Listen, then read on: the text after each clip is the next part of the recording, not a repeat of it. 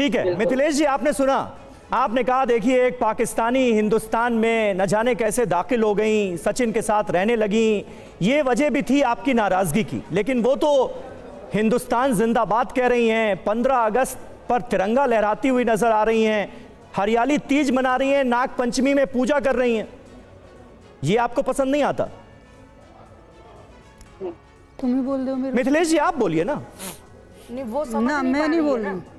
वो समझ नहीं पा रही। आप मिथिलेश जी की समझ पर सवाल उठा रही हैं। बिल्कुल वो सीधी सादी है, वो इनके चक्रव्यूह में फंस जाती है, वो यही तो प्लानिंग है इनकी। मतलब आप बहन है उनकी। नहीं मुझे ये बात हैरान कर रही है। नहीं ये सीधी सादी है, ये जो बोल रही हैं हम इनसे हम बताते हैं ना। नहीं आप उनकी समझ पर सवाल कैसे उठा सकती हैं? आप आके यहाँ पे जो है हिंदू हो जाइए, आपसे किसी ने नहीं कहा कि आप तीज का झंडा हरियाली तीज करिए, और आप किसी ने नहीं कहा। आपने अभी एक शब्द बोला, मैं उस वजह से मैं कह रही हूँ कि आपने एक शब्द बोला कि मैं फिलो में, और मैंने पाकिस्तान मुर्दाबाद बोला। उस आप फिलो में कुछ भी बोले तो वो चल जाएगा, क्योंकि हम भी चाहते हैं कि पाकिस्तान मुर्दाबाद हम बोलते हैं, तो इसका मतलब ये नहीं है। आप इसी तरह इस महिला से फिलो में निकला, उसको इशू बनाने की जरूरत आप। चलिए ठीक है सीमा कुछ कह रही है आप ही की बात पर। सीमा क्या कहना चाह रही हैं? जी कुछ भी जी। मैडम ये कह रही हैं कि इनको कौन कह रहा है? आपको कोई कहता है पूजा करने को?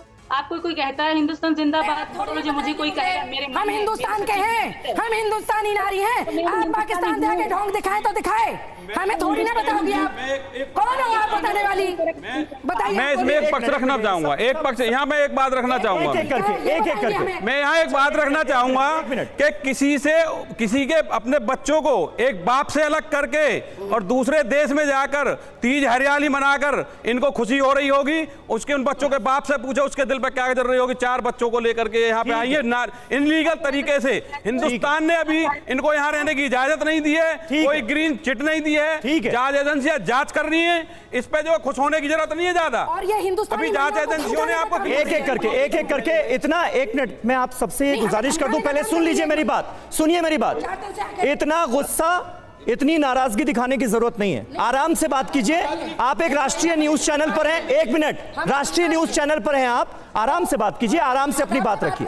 जी 1 मिनट आराम से बात कीजिए। ठीक है सीमा हैदर क्या कह रही हैं आप? सर इनको हैदर की बहुत चिंता है, पाकिस्तानी के लिए इनको इतनी मोहब्बत है। क्या जानते हैं ये मेरे और हैदर के बारे में? और हैदर मुझे छोड़ के जा चुके थे, मैंने हैदर को नहीं छोड़ा, मैंने हैदर को नहीं मौका दिया, वो मुझे छोड़ के जा चुके थे।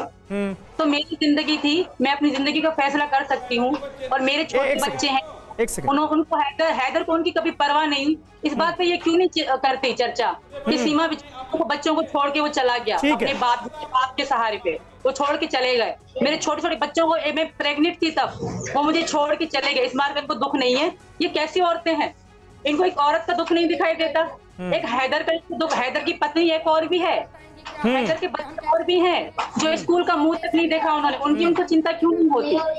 इनको हैदर से इतनी मोहब्बत क्यों है? एक पाकिस्तानी से। अभी आपकी ऑडियो डाउन है, ऑडियो नहीं जा रहा है ना आपका? अभी एक करके बोलिए। अच्छा मैं इनसे ये बात करती हूँ सीमा जी लेकिन ये बताइए, आप कह रही हैं कि आपकी जिंदगी बहुत अच्छे से गुजर रही है, आप प्यार मोहब्बत के साथ रह रही हैं, और जिस प्यार की आप हकदार थी वो सचिन ने आपको दिया है।